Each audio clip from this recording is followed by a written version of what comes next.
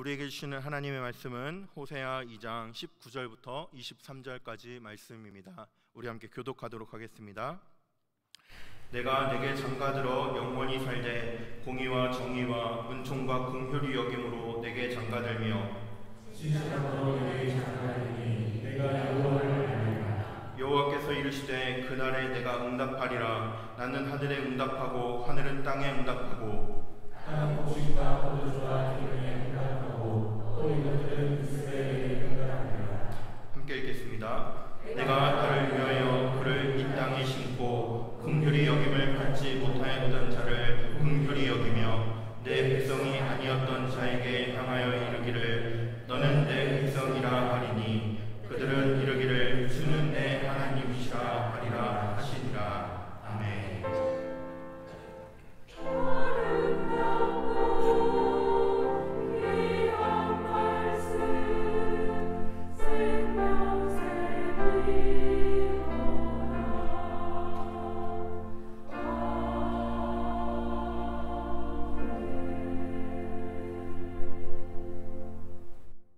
우린 살아가면서 다양한 시간을 보냅니다. 밤에 잠을 자고 아침에 일어나고 또 식사 시간엔 식사를 하고 이런 일상적인 또 평범한 그리고 반복적인 이러한 일들을 하기도 하고요.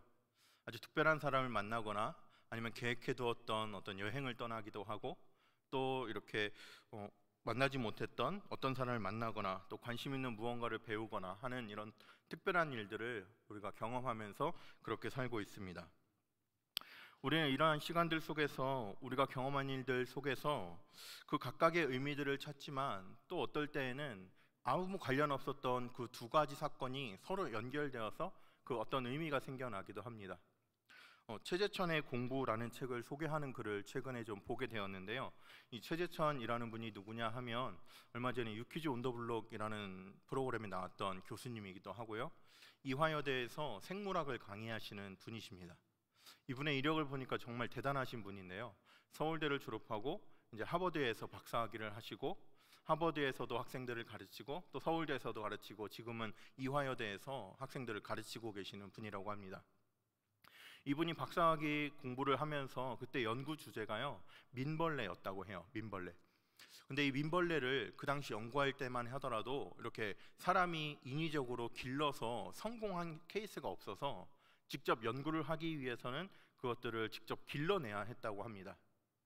민벌레가 그동안 사람들이 아무도 기른 사람이 없으니까 그것들을 길러내는데 얼마나 힘들었겠습니까? 이 교수님이 박사 연구를 하면서 이 민벌레를 기르기 위해서 석고를 가지고 그가 살아가고 있던 민벌레가 살고 있던 어떤 땅 같은 모양을 만들고요. 그 다음에 살고 있던 곳에 있었던 그 나뭇가지 모양을 비슷하게 만들어서 거기다 놓아주고요. 이렇게 하면서 민벌레를 번식시키는 데 성공했다고 합니다. 그래서 이 민벌레가 어떻게 어떤 습성을 가지고 있는지를 밝혀내는 논문을 써서 이 박사학위를 받았다고 하는데 이 생물학자가 어떻게 그 민벌레가 살아가는 환경을 조성하려는 생각을 했을까요? 이 교수님이 설명하기를 서울대를 갔고 하버드를 갔으면 우리는 보통 생각하기를 정말 공부만 했겠다. 이 고등학교 때는 3년 내내 공부만 진짜 열심히 했겠다 생각하기 쉬운데 미술에 그렇게 푹 빠졌었다고 합니다. 그래서 미술 시간에 하는 조각이 너무 재미있어서 학교 수업을 안 들어가고 조각을 할 정도로 한동안 그곳에 이렇게 푹 빠져서 지낸 적이 있는데 그것이 자신의 논문을 쓰는데 그렇게 작용하게 될 줄은 아무도 몰랐다고 이렇게 이야기를 하더라고요. 하버드대에서 같이 공부했던 그 친구들이 말하기를 이 친구는 이 최재천 교수님이라는 분은 이렇게 미술을 공부했었기 때문에 미술에 푹 빠졌었기 때문에 그런 아이디어가 생겨서 이 민벌레를 번식시키고 이렇게 연구할 수 있었다고 주변에서 모두 인정한다 그래요. 이렇듯이요 고등학교 2학년 때 그 조각에 빠져서 보냈던 그 시간 그리고 하버드대에 가서 민벌레를 연구하는 그 시간 이 서로 관련 없는 시간인 것 같은데 이렇게 만나서 의미가 생겨나고 그 의미가 더욱더 풍성하게 발현될 때가 있습니다. 사람 사이의 관계에서도 그렇습니다. 최근에 알게 된 어떤 사람과 어떤 친하게 좀 지내고 있는데 알고 보니 내 친구랑 친구여서 이렇게 더 잘 맞거나 혹은 더 멀어지거나 하는 경험들을 우리가 다 해보셨을 것입니다. 아주 특별한 일은 아니더라도 우리가 살아가면서 이렇게 각각 의미 없어 보이는 두 가지 일이 연결돼서 의미가 생겨나는 일들을 다들 경험하셨을 것 같습니다. 성경을 읽을 때에도 마찬가지입니다.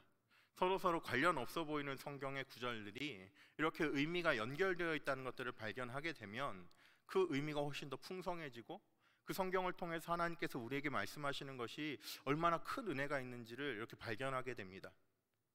특별히 구약 성경에서는요, 모세오경과 역사서에서는 그 의미와 흐름들이 연결점들이 잘 보이는 성경이 있습니다. 출애굽 광야 생활을 이해해야만 여호수아에서 나오는 가나안 정복이 의미가 더 다가옵니다. 그렇지만 어떤 경우에는 그 의미가 잘 연결되지 않는 경우들이 있습니다. 특별히 선지서가 그렇습니다. 그 중에서 수선지서가 그렇습니다. 학개와 스가랴는 조금의 연결이 있을지 몰라도요, 호세아와 요엘, 요엘과 아모스, 아모스와 오바댜, 이 각 성경들은 어떤 흐름이나 어떤 시간적인 흐름이나 의미적인 흐름을 발견할 수가 없습니다. 발견하기가 참 어렵습니다. 그래서 우리가 성경을 이해할 때 호세아서의 의미는 무엇인가, 요엘의 의미는 무엇인가, 이렇게 한 권 한 권의 의미들을 생각하게 보게 되지만 이 성경이 각각 그렇게 독립적인 의미만 가지고 있는가, 이러한 의문이 듭니다. 지난 설교에서도 제가 잠깐 설명했지만 유대인들이 보고 있는 히브리어 성경에서는 이 소선지서가 12권으로 되어 있지가 않습니다. 우리는 호세아부터 말라기까지 12권의 책으로 각각 구분해 놓았는데, 이스라엘 사람들이 보는 성경에서는 12라는 숫자의 제목으로 혹은 12권의 책이라는 제목으로 한 권으로 묶여져 있습니다. 소선지서 중에서 가장 먼저 기록된 책이 요나서라고 이제 추정을 하는데요, BC 740년, 760년 이 정도로 생각을 합니다. 또 가장 마지막에 기록된 성경은 이제 말라기서로 여깁니다. 그건 BC 470년 정도가 됩니다. 가장 먼저 기록된 성경과 가장 마지막에 기록된 성경을 이 간격이요 한 300년 정도가 나는데, 이 300년 정도 차이가 나는 이 책을 어떻게 한 권으로 묶어서 사람들은 보았을까요? 고대 이스라엘 사람들은 어떻게 이것을 한 권의 책으로 생각하고 한 권으로 읽기 시작했을까요? 소선지서 12권이 이렇게 한 권으로 엮여졌을 때가 언제인지 우리가 정확히는 알 수 없지만 마지막 성경인 말라기가 기록된 이후라는 것은 알 수가 있습니다. 왜냐하면 말라기서가 기록되어야지만 12권의 책을 하나로 합칠 수 있기 때문에 그렇습니다. 그렇다면 첫 번째 성경이 기록된 760년 정도부터 말라기서가 기록된 470년, 약 300년이 흐른 후에, 아니면 어쩌면 그보다 조금 더 시간이 흐른 후에 이 300년 동안에 있었던 선지자의 글들을 어떤 이유로, 어떤 의미가 있길래 한 권으로 모아서 이렇게 생각하기 시작했을까요?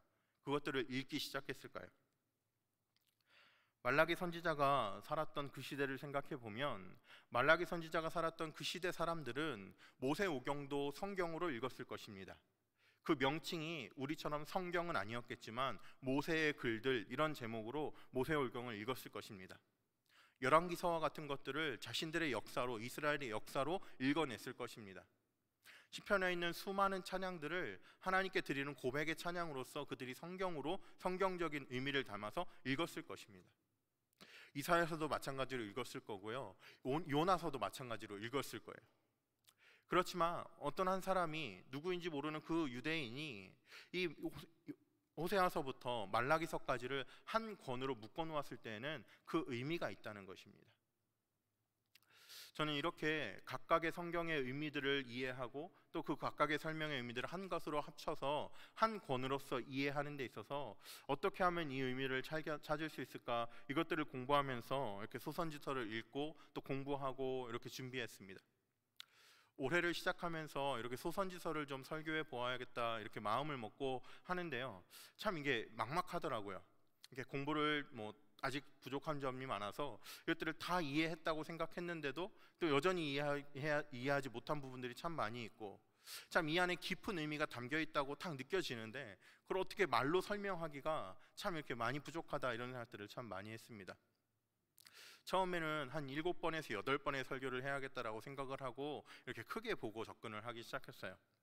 그리고 지난번 설교까지 3번의 설교를 했는데 이거는 내가 아직 이렇게 감당하기가, 8번의 시리즈로 만들기가 아직은 내가 많이 부족하다 생각을 하고 좀 마무리를 좀 지어야겠다라는 생각으로 오늘 설교를 준비했습니다. 오늘 설교를 준비하고 주보에다가 이제 오늘 설교를 예고하기 위해서 이렇게 제목과 본문을 냈는데요. 어떤 한 분이 그걸 보시고 저한테 이야기를 하셨어요. 요즘 호세아서에 꽂히셨네요. 저는 4번을 설교했는데 호세아는 1번밖에 안 했거든요.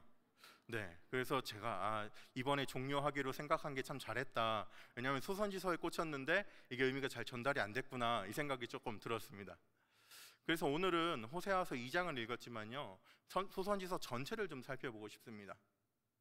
하나님께서는 470년을 살아가고 있던 그 유대인들에게 이 470년이라 하면 포로에서 돌아와서 성전을 재건하고 그 안에서 삶을 살아가면서 하나님의 없음을, 하나님의 부재함을, 하나님을 더 전처럼 가까이 느끼지 못하는 그 시대였는데, 그 시대 사람들은, 그 시대에 하나님께서 택한 어떤 한 사람은 왜 이 성경을 호세아부터 말라기까지 한 권으로 묶어주었을까? 이것이 고민의 시작이었습니다.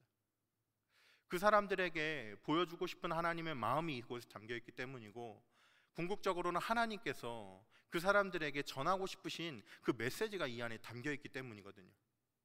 단순히 과거 시대에 포로로 잡혀가기 전에 선지자들을 통해서 이런 말들이 예언되었다를 보여주는 것이 아니라, 그 예언을 통해서 포로에서 돌아온 이스라엘 백성들에게 주고 싶은 하나님의 음성이 그 안에 담겨있기 때문입니다. 말라기서를 보면 이스라엘 사람들이 하나님을 향하여서 이런 불신앙적인 질문들을 합니다. 하나님, 어떻게 우리를 사랑하셨습니까? 하나님, 어떻게 우리가 주를 멸시했습니까? 우리가 어떻게 하나님을 괴롭게 했습니까? 하나님께서 어떻게 하나님께로 돌이키려면 어떻게 해야 됩니까? 하나님은 도대체 우리를 향해서 하시는 일이 무엇입니까? 이러한 불신앙적인 질문을 말라기 선지자가 살았던 그 시대 사람들이 하나님께 드렸습니다. 하나님께서는 그러한 것들을 들으시고 아시고 말라기 선지자를 통해서 그러한 질문들에 대답을 해주시는 것이 바로 말라기서입니다.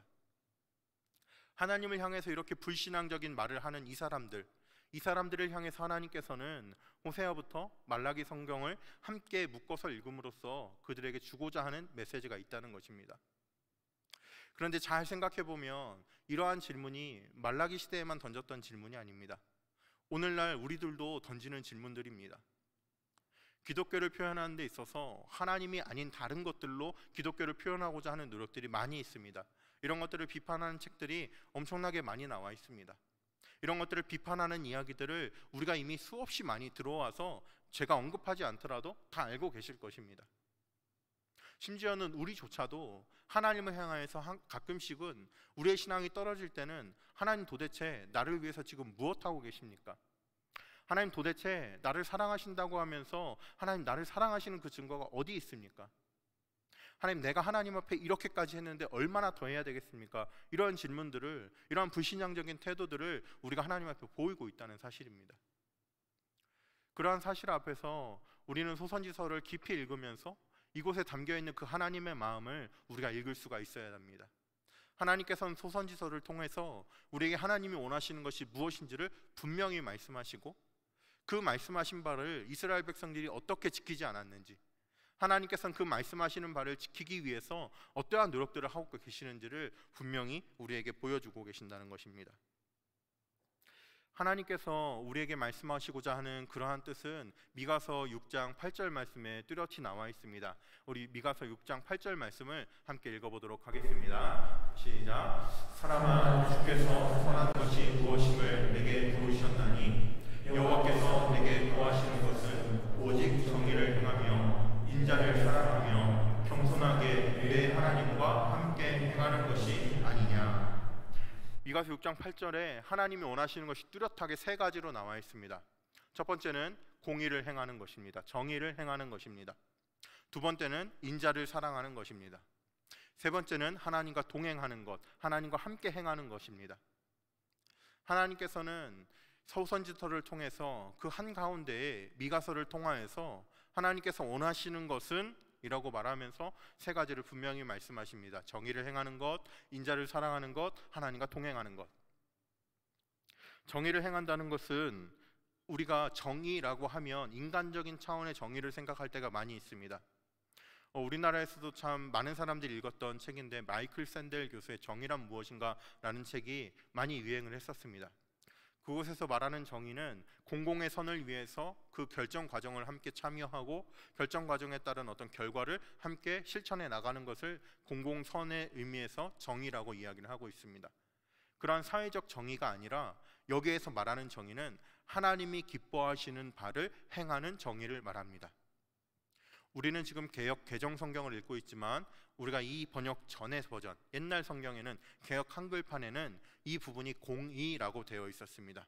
그래서 너희가 공의를 행하며 이렇게 되어 있었습니다. 정의와 공의 그 의미는 같다고 할지라도요, 공의라고 했을 때에는 이것을 조금 더 하나님과 연관시키려는 그러한 의도가 담겨 있습니다.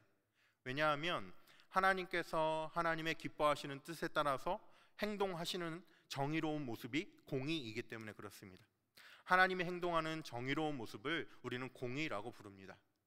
그래서 하나님께서 이스라엘 백성들에게 원하시는 것은 정의로운 모습인데, 그게 어느 차원의 정의냐면 하나님께서 행하시는 차원의 정의, 그러한 공의로운 모습을 우리에게 원하신다는 것입니다. 하나님의 백성들은 하나님이 주신 율법을 잘 지키는 것이 공의로운 모습이었습니다. 정의를 행하는 모습이었습니다. 왜냐하면 그 율법에 하나님의 마음이 담겨 있기 때문에 그렇습니다. 그래서 율법을 모두 다 지킬 수만 있다면 그 사람은 정의로운 사람이 될 수 있었습니다. 두 번째인 하나님께서 인자를 사랑하는 것을 이야기하시는데, 이 인자를 사랑하는 것이라고 했을 때에는 그 의미가 조금 반감되어 있습니다. 이건 원어의 의미를 조금 더 살펴보아야 되는데요, 우리가 많이 들어봤을 법한 원어입니다. 히브리어로 원래는 헤세드라고 되어 있습니다. 헤세드라는 단어는 많이 들어보셨을 텐데요, 변함없다라는 뜻이 그 안에 담겨져 있는 것입니다. 하나님께서는 인자로우신 하나님이십니다. 그러나 변함없으신 인자하심입니다. 그것을 헤세드로 표현합니다. 하나님은 사랑의 하나님이십니다. 그러나 그것을 변함없이 행하십니다. 그것이 바로 헤세드적인 사랑입니다. 하나님께서 우리에게 신실하게 하나님의 사랑을 나타내십니다. 변함없이 믿을 만한 사랑으로서 우리에게 나타나십니다. 이렇게 문맥에 따라서 사랑하심, 인자하심, 신실하심 이런 여러 단어들로 이렇게 번역이 되는데, 여기에서 핵심은 변하지 않는다라는 게 핵심입니다. 그래서 미가서 6장 8절에 인자를 사랑하는 것이라는 의미를 조금 더 원어적인 의미에 맞게 이제 번역을 하다 보면, 변함없는 것을, 변치 않는 것을 사랑하는 마음을 가져야 되는 것, 이것을 이야기합니다. 하나님을 향해서 사랑하는 마음, 하나님을 향해서 우리가 신실하게 믿음을 고백하는 마음, 이 모든 것들이 변함없이 나타나야 되는 것을 사랑해라. 그 변함없는 자체를 사랑해라. 이러한 의미가 바로 오늘 본문 그 원어에 담겨 있는 의미입니다. 그래서 공의와 이 인자함, 헤세드를 합친 의미가 바로 믿음입니다. 이 수학 공식처럼 설명을 하면요, 믿음이란 공의 더하기 그 다음 헤세드, 인자입니다. 그래서 우리가 살아간데 믿음으로 살아간다는 것은 공의를 행하며 살아가는 것입니다. 우리가 믿음으로 산다는 것은 하나님을 헤세드, 변하지 않는 마음으로 하나님을 사랑하는 것이 우리가 믿음으로 살아가는 것입니다. 하나님께서 미가서 6장 8절을 통해서 우리에게 말씀하시는 것은 우리가 믿음으로 살아가는 것을 말씀하시는데, 그 믿음으로 살아간다는 것은 하나님 앞에서 공의로운 삶을 살아가는 것, 하나님 앞에서 변함없는 마음을 가지고 살아가는 것, 이 두 가지가 합쳐진 그러한 삶을 믿음의 삶이라고 말합니다. 그 믿음의 삶을 하나님과 동행하는 삶이라고 표현을 하고 있습니다. 시편의 여러 구절들을 보면 하나님과 동행한다는 것은 하나님을 안다는 것으로 표현되어 있습니다. 하나님의 길을 걸어간다는 것은 하나님의 도를 알아가는 과정입니다. 하나님과 동행한다는 것은 하나님의 마음을 알아서 하나님이 기뻐하시는 그 길을 향해서 걸어간다는 뜻이기 때문에 그렇습니다. 이렇게 이러한 의미, 이 공의와 그리고 인자와 그리고 하나님과 함께하는 것, 이러한 믿음의 삶을 나타내는 것이 미가서 6장 8절 말씀이었습니다. 이 미가서 6장 8절 말씀을 한 번만 더 우리 같이 한번 읽어보도록 하겠습니다. 읽겠습니다. 시작. 사람이 주께서 선하신 무엇인을 내게 보이셨나니 여호와께서 내게 구하시는 것은 오직 정의를 행하며 인자를 사랑하며 겸손하게 내 하나님과 함께 행하는 것이 아니냐. 하나님께서 하나님의 백성들에게 이러한 모습을 원하시는 이유는 하나님께서 먼저 그러한 모습을 보여주셨기 때문에 그렇습니다. 하나님께서 언제나 그분의 기쁘신 뜻을 따라서 정의롭게 행하십니다. 하나님은 언제나 공의롭게 우리에게 행하십니다. 하나님은 이스라엘 백성들에게 언제나 공의로운 하나님이셨습니다. 하나님께서 아브라함을 부르시고 아브라함과 맺으신 그 언약으로 인하여서 하나님께서는 그 둘로 쪼갠 그 새 사이를 하나님께서 홀로 지나가시면서 내가 이것을 나의 신실함을 두고 지키겠다 말씀하시면서 끝까지 그 언약을 지키셨습니다. 이스라엘 백성들이 하나님을 계속해서 배반하고 하나님이 아닌 이방신들을 섬겼지만 하나님께서는 끝까지 그 언약을 지키사 이스라엘 백성들을 지키고 보호해 주셨습니다. 다윗에게 그 언약에 근거하여서 다윗과 언약을 맺어주시면서 다윗의 왕위가 영원히 함께하도록 하나님께서 허락해 주겠다 말씀하셨고, 이스라엘 백성들이 포로로 잡혀갔지만 다시 한번 회복해 하심으로써 그 다윗의 왕위가 예수님에게까지 연결되도록 하나님께서는 이스라엘 백성들에게 공의롭게 행해 주셨습니다. 이 하나님의 공의로우심을 이해한 스바냐 선지자는 이렇게 고백했습니다. 스바냐 3장 5절 말씀이 이렇게 되어 있습니다. 그 중에 거하신 여호와는 의로우사 불의를 행하지 아니하시고 아침마다 빠짐없이 자기의 공의를 비추시거늘.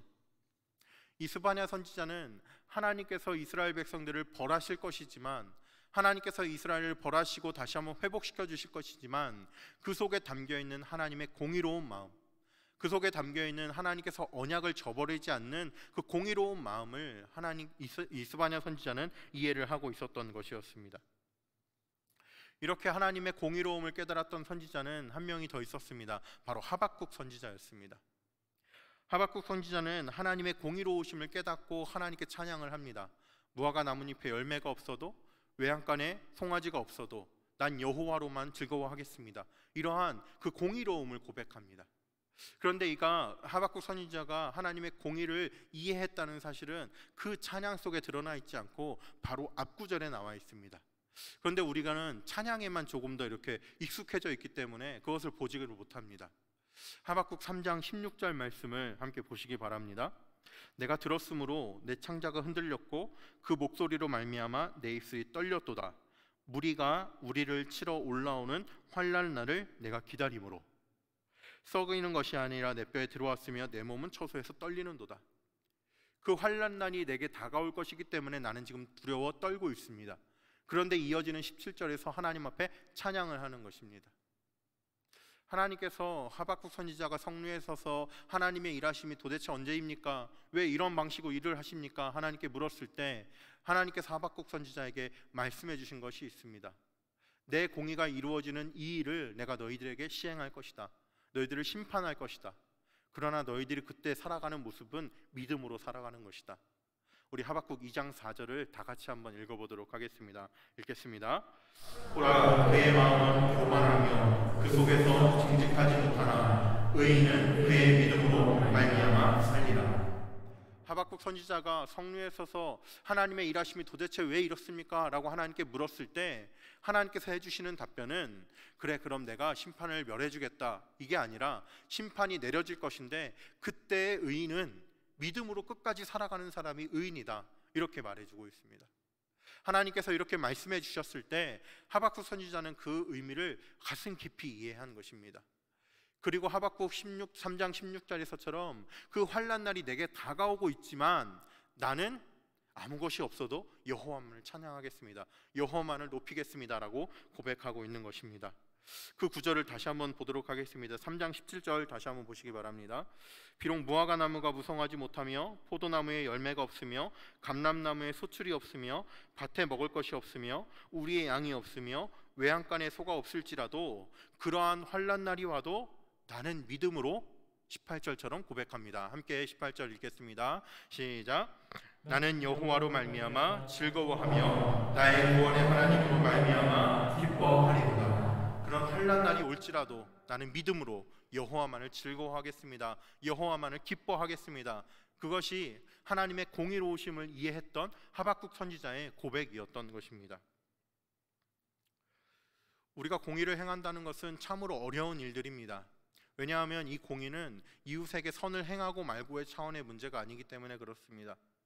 코로나의 위협이 있지만 우리가 주일에 교회에 나와서 예배를 드릴 것인가, 온라인 예배를 드릴 것인가, 이러한 선택의 문제를 뛰어넘는 것이기 때문에 그렇습니다. 하박국 선지자의 고백을 보면 하나님의 공의로우심이 이루어지기 위해서 하나님의 심판이 이루어져야 되는데, 그 심판의 그 기간 동안 내가 삶을 살아가는 내 인생 중에 하나님의 심판의 과정이 닥칠지라도 나는 여호와 하나님의 공의로우심으로 인해서 즐거워하겠습니다. 이 고백이 바로 공의를 행하는 삶이기 때문에 그렇습니다. 우리가 어떠한 결정을 내리는 데 있어서, 믿음의 결정을 내리는 데 있어서 그 결정으로 인해서 당장 눈앞에 보이는데 어떠한 손해가 있을지라도 믿음의 결정을 내리는 것, 그것이 바로 공의로운 삶입니다. 예수님께서는 십자가를 앞에 두고 십자가가 있음을 알고도 예루살렘을 향하여 가셨습니다. 사도 바울 역시도 갇힘과 이렇게 붙잡힘이 있을 것을 알고도 예루살렘을 향하여서 나의 사명을 위하여서는 끝까지 달려가겠습니다 고백하며 나아갔습니다. 하나님의 뜻이 이루어지는 우리의 삶의 어떠한 결정이라면, 그것이 내 삶에 주어지는 어떤 실제적인, 어떤 금전적인 손해가 있을지라도 내가 행할 수 있는 것, 나에게 손해가 끼쳐지는 어떤 결정이라도 그것이 하나님의 결정이라면 나는 즐거워하겠습니다라고 고백하는 것, 그것이 바로 하나님께서 원하시는 우리의 삶이라는 것입니다. 하나님은 이런 공의로우심을 나타내시면서 동시에 그들의 마음의 문제까지도 말씀하십니다. 하나님께서는 이스라엘 백성들에게 언약을 지키시는 그 공의로운 모습을 보여주시면서 끝까지 이스라엘 백성들을 사랑하시는 모습을 이렇게 보여주셨습니다. 에덴에서부터 하나님의 사랑은 시작되었습니다. 하나님의 형상을 닮은 인간을 창조해 주셨고, 그 인간이 하나님 먹지 말라고 했던 선악과의 열매를 먹었지만 분명히 죽는다고 말씀하셨지만 한 번 더 기회를 주셨습니다. 물론 에덴을 떠나야 되고 노동과 출산의 형벌을 내리셨지만 하나님께서는 여자의 후손을 약속해 주시는 그 은혜를, 그 사랑을 보여주셨습니다. 노아 시대에도 바벨탑을 쌓는 그 시간에도 하나님께서는 하나님의 백성들을 사람 지으셨으면 한탄하셨지만 하나님께서는 다시 한번 기회를 주셨습니다. 아브라함을 선택하셨고 이스라엘을 민족으로 번성케 하셨고, 하나님께서는 다윗의 왕위를 이어주시는 여러 가지 모습을 통하여서 하나님께서 이스라엘 백성들을 얼마나 사랑하시는지 변함없으신 그 하나님의 사랑을 계속해서 보여주었던 것입니다. 그 사랑을 깨달았던 스바냐 선지자는 이렇게 고백을 합니다. 그날에 사람이 예루살렘에 이르기를 두려워하지 말라, 시온아 내 손을 늘어뜨리지 말라, 너희 하나님 여호와가 너희 가운데 계시니 그는 구원을 베푸실 전능자시라. 그가 너로 인하여 기쁨을 이기지 못하여 하시며 너를 잠잠히 사랑하시며 너로 인하여 즐거이 부르며 기뻐하시리라. 하나님께서 심판하시는 그날이 올지라도 너희들은 두려워하지 말아라. 너희들은 손을 축 늘어뜨리고 자포자기하지 말아라. 왜냐하면 그 심판의 이면에 회복이 있을 것이고, 하나님께서는 그 심판의 공의로우심 앞에 그 다음으로 준비하고 계시는 것은 하나님의 변함없으신 사랑으로 너희를 기뻐하시는 그 마음이다. 하나님께서는 우리에게 공의로움을 요구하신 것처럼 하나님을 향하여서 이렇게 변함없은 그 사랑의 모습으로 하나님을 향해 드러내길 원하십니다. 그것이 바로 하나님은 우리 중심을 보시기 때문에 그렇습니다. 겉으로는, 외적으로는 공의로운 모습을 나타내기가 참 쉽습니다. 이스라엘 백성들도 그랬습니다. 이스라엘 백성들이 하나님 앞에 제사를 드렸지만 하나님께서는 그 제사를 받지 않으신 적이 참 많이 있습니다. 아모스서 4장 4절과 5절 말씀이 이렇게 되어 있습니다. 너희는 베델에 가서 범죄하며 길갈에 가서 죄를 더하며 아침마다 너희 희생을 3일마다 너희 11조를 드리며 누룩 넣은 것을 불살라 수은제로 드리며 낙헌제를 소리내어 광포하려무나 이스라엘 자손들아 이것이 너희의 기뻐하는 바니라. 하나님께서 기뻐하시는 것이 아니라 이스라엘 백성들아 너희들이 외적인 하나님을 경외하는, 하나님의 공의를 행하는 모습을 보여줌으로써 너희 스스로만 만족하고 있는 모습이다. 너희들 마음에는 나를 사랑하는 그 마음이 없다. 하나님께서 말씀하시는 것입니다. 하나님께서 우리에게 원하시는 것은 공의로운 삶이지만 이 공의로운 삶이 외적인 형태로만 나타나는 것을 원하시는 것은 아닙니다. 공의로운 삶이 외적인 형태로 나타났을 때 그 마음 중심에 하나님을 향해서 변치 않는 그 사랑을 하나님은 동시에 원하고 계시다는 사실입니다. 우리가 삶을 살아가면서, 우리가 신앙생활을 하면서 하나님이 기뻐하시는 삶의 모습을 띌 때가 참 많이 있습니다. 대표적으로 예배에 나오고요, 대표적으로 하나님께 기도를 하고요, 대표적으로 하나님 말씀을 읽습니다. 또 다른 사람들을 돕기도 합니다. 하지만 하나님께서는 그러한 외적인 모습뿐만 아니라 우리의 내면에서도 우리의 마음 중심으로부터 하나님을 사랑하는 마음이 있어서 그 변치 않는 하나님의 사랑하는 마음 가운데 그러한 외적인 행동이 드러나고 있는지를 하나님께서는 보고 계신다는 사실입니다. 우리가 지금 예배를 드리고 있습니다. 오늘 예배를 나오면서도 우리가 외적으로는 공의로운 모습을 충족시켰을지 모릅니다. 그러나 우리의 내면은 하나님께서 꿰뚫어 보시는 우리의 내면은 하나님을 알고 계십니다. 우리의 마음이 하나님을 향해 있지 않으면, 우리의 마음이 하나님을 향해서 변치 않는 사랑으로 가득 차 있지 않으면 이것은 하나님이 너 혼자 기뻐하는 예배다라고 말씀하실 것입니다. 하나님께서 원하시는 이러한 믿음의 삶이 우리가 살아가야 될 삶이고, 이러한 믿음의 삶이 하나님께서 원하시는 하나님과 동행하는 삶입니다. 하나님과 동행하며 이러한 삶을 살아갈 때 우리는 하나님을 더 깊이 알아가게 될 것입니다. 현실에서 우리가 이러한 삶을 살아가는 것이 참으로 어렵습니다. 앞서 말했다시피 우리가 외적으로는 경건의 모습을 취하기가 너무나도 쉽습니다. 마음의 문제에 비교해서 너무나도 쉽습니다. 겉으로는 아무런 문제 없는 사람인 것처럼, 겉으로는 믿음 좋은 사람인 것처럼 드러내며 교회 활동을 하며 신앙생활의 모습을 갖추며 나 혼자 만족하는 그러한 신앙생활을 우리는 하기가 너무나도 쉽습니다. 그러나 하나님께서는 그러한 중에라도 우리의 마음을 꿰뚫어 보신다는 사실을 꼭 기억하시기 바랍니다. 하나님을 사랑하는 마음이 있다면 하나님을 향해서 하나님이 기뻐하시는 일을 행하는 그러한 마음은, 그러한 행동들은 우리에게서 자연스럽게 일어날 것입니다.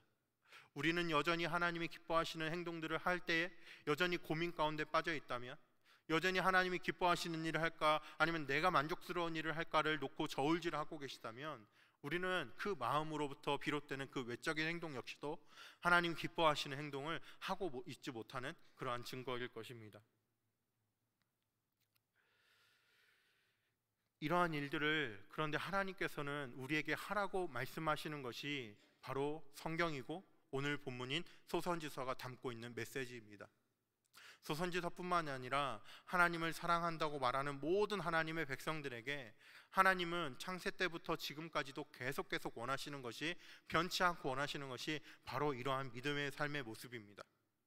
우리는 그러한 모습을 살아갈 수가 있겠습니까?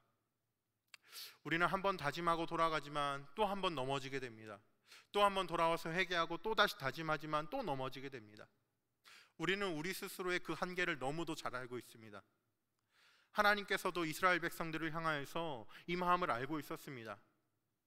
이스라엘 백성들의 역사를 살펴보면 어떤 선한 왕이 일어나서 하나님 앞에서 바르게 삶을 살아가 보려고 이스라엘을 통치하지만 바로 아들들이 그것을 다 무너뜨리고 이전보다 더 큰 죄악을 짓는 모습을 우리는 역사를 통해서 또 여러 선지자들의 메시지를 통해서 이미 잘 알고 있습니다.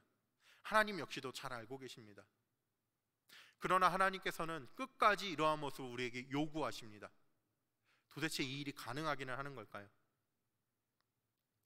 가능하지 않다면 사실은 우리가 신앙생활을 할 이유가 없습니다. 왜냐하면 하나님을 기쁘시게 할 방도가 우리에게 없기 때문에 그렇습니다. 그러나 하나님께서는 이 일을 가능하게 하십니다. 오늘 읽었던 호세아 2장 19절 말씀에서 하나님께서 이 일을 어떻게 가능하게 하시는지를 우리가 깊이 살펴보도록 하겠습니다. 19절과 20절 말씀을 함께 읽어보도록 하겠습니다. 함께 읽습니다. 내가 내게 장가들어 영원히 살되 공의와 정의와 은총과 긍휼이 여김으로 내게 장가들며 진실한 마음으로 내게 장가들리니 내가 여호와를 알리라. 하나님께서는 호세아 선지자를 통해서 부정했던 여인 고멜과 결혼하라고 하십니다. 그 결혼한 그 삶을 통해서 호세아와 고멜의 인생만을 보여주시는 것이 아니라 하나님과 이스라엘의 관계, 하나님과 우리들과의 관계를 그 호세아와 고멜의 결혼 이야기에 담아서 보여주고 계십니다. 하나님께서는 호세아와 고멜이 결혼하고 낳은 자식의 이름을 로루하마라고 지으라고 하셨습니다. 더 이상 긍휼히 여기지 않겠다. 그 다음 자식의 이름은 로암미, 더 이상 내 백성이 아니다 라고 말씀하시면서 그 의미를 담아 자식의 이름을 그렇게 지으라고 말씀하셨습니다.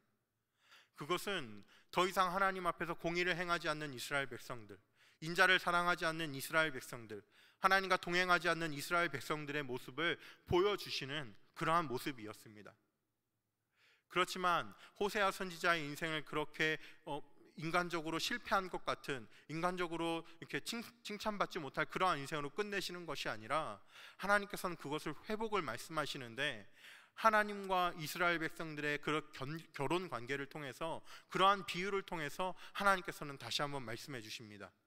19절 말씀에 하나님께서 신랑이 되어서 신부된 이스라엘 백성들에게 장가 들겠다 표현하십니다.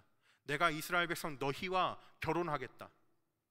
부정했던 여인 고멜과 결혼했던 호세아처럼 하나님인 내가 이스라엘인 너희와 결혼하겠다, 내가 장가들겠다 말씀해 주십니다. 그런데 장가들 때 하나님의 모습이 어떠한 모습입니까? 공의와 정의를 가지고 내가 장가들겠다. 왜 이것을 가져오셔야 되냐면, 하나님이 기뻐하시는 모습이 공의로운 삶의 모습인데 그것을 행할 능력이 이스라엘에게 전혀 없기 때문입니다. 그래서 하나님께서 직접 공의와 정의를 들고 이스라엘 백성에게 장가 들어서 그 소유를 같이 공유하게 하심으로써 이스라엘 백성들이 하나님 앞에서 공의와 정의로운 삶을 드릴 수 있도록 하나님께서 만들어 주시겠다는 그 말씀입니다. 하나님께서 은총과 긍휼히 여김을 가지고 하나님께서 장가를 오겠다 말씀하십니다. 이 긍휼히 여김이라는 단어가 헤세드입니다. 하나님께서는 이스라엘 백성들에게, 하나님의 백성들에게 인자를 사랑하는 헤세드의 마음을 원하셨는데 그것을 이스라엘 백성들 스스로는 할 능력이 전혀 없음을 아시고 하나님께서 직접 그것을 가지고 이스라엘 백성들에게 장가들어 오셔서 이스라엘 백성들이 하나님을 향해서 헤세드, 변하지 않는 사랑을 보여줄 수 있도록, 하나님께 들려줄 수 있도록 하나님 만들어주겠다 말씀하셨습니다. 하나님께서 장가들어 오시는데 몇 년 동안 살고 이혼하는 것이 아니라 영원히 살겠다, 영원히 삶으로써 여호와가 누구신지를 너가 알게 되겠다, 이렇게 말씀해 주셨습니다. 하나님께서는 이스라엘 백성들이 하나님이 기뻐하시는 삶 세 가지, 공의를 행하는 삶, 인자를 사랑하는 삶, 하나님과 동행하는 삶을 행할 능력이 전혀 없음을 아시고 하나님께서는 그 스스로 공의를 가지고 장가오시고 인자하심을 가지고 장가오시고 하나님께서 영원히 장가오심으로써 이스라엘 백성들이 하나님께 그 모든 것을 드릴 수 있도록 하나님께서 만들어주신 것입니다. 이것이 바로 복음입니다. 우리에게 능력이 있습니까? 우리에게 하나님을 기쁘시게 할 그 어떤 능력이 있습니까? 아무것도 없습니다. 로마서에서 사도 바울은 우리를 향하여서 하나님과 원수되었다고, 하나님 앞에 죄인 되었다고, 하나님 앞에서 연약한 존재였다고 말을 합니다.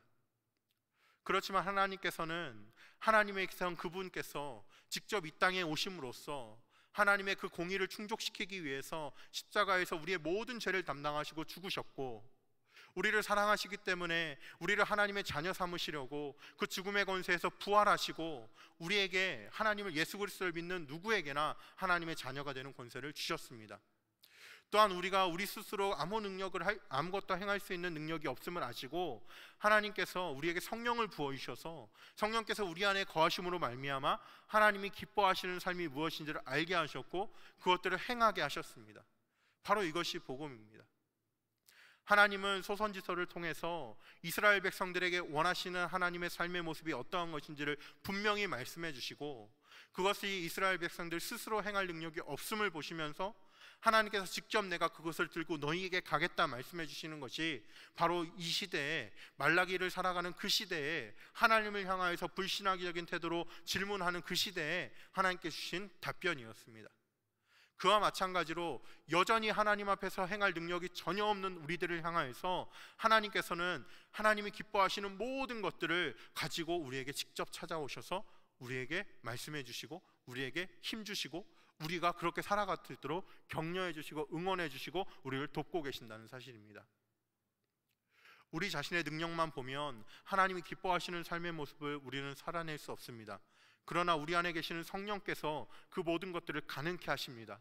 우리가 넘어질 때 그것을 가면 안 된다, 우리가 잘못 가려 할 때 그것은 하나님이 기뻐하시는 길이 아니다, 하나님의 뜻을 우리가 알 수 있도록 말씀해 주십니다. 하나님께서 우리가 그것들을 행할 능력이 없을 때 하나님께서 우리 안에 거하심으로 말미암아 성령께서 우리를 응원하시고 우리를 격려하시고 우리에게 힘주셔서 그것들을 행할 능력을 우리에게 베풀어 주십니다. 그 놀라운 능력이 우리에게 갖춰지도록 그것을 어떻게 하는지 알 수 없지만 하나님께서 우리 마음속에서 그것을 행할 능력을 갖춰지도록 우리에게 힘 주시고 계시는 것입니다. 우리 스스로는 하나님과 점점 더 멀어지는 길을 선택하지만 성령께서 우리 안에 계심으로써 우리가 하나님이 기뻐하시는 삶을 살아갈 수 있도록 그 뜻을 분별하고 살아갈 수 있도록 늘 도와주시고 늘 동행해 주십니다. 바로 이것이 하나님이 우리에게 원하시는 삶이십니다. 우리에게는 여전히, 하나님께서는 우리에게도 여전히 이러한 세 가지를 원하십니다. 하나님이 원하시는 그 공의로운 삶을 우리에게 살길 원하십니다. 하나님을 변치 않는 마음으로 사랑하는 그 인자를 사랑하는 마음으로 살아가길 원하십니다. 하나님과 늘 동행하는 삶을 살길 원하십니다. 우리는 우리의 힘으로 하는 것이 아니라 우리 안에 거하시는 성령의 힘을 의지하여서 하나님이 기뻐하시는 삶을 살아야 될 것입니다. 하나님께서 직접 이스라엘 백성들에게 장가 드셨던 것처럼 하나님께서 직접 우리에게 성령을 주셨고 성령께서 우리에게 힘을 주셔서 그러한 삶을 살아갈 수 있도록 지금도 돕고 계십니다. 우리 함께 이 시간 기도하겠습니다. 하나님이 기뻐하시는 삶을 어떠한 삶인지 우리가 모르지 않습니다. 그런데 하나님, 내 힘으로 하려다 또 한 번 쓰러집니다. 하나님, 내 안에 계신 성령께서 말씀하여 주시고 힘 주셔서 하나님이 기뻐하시는 삶을 살아갈 수 있도록 하나님 우리를 붙들어 주시옵소서. 오늘 하루의 삶이, 우리의 인생의 삶이 하나님이 기뻐하시는 삶이 되게 하여 주시옵소서. 우리 함께 기도하도록 하겠습니다. 하나님 아버지, 감사합니다. 하나님이 소선지서 말씀을 통하여서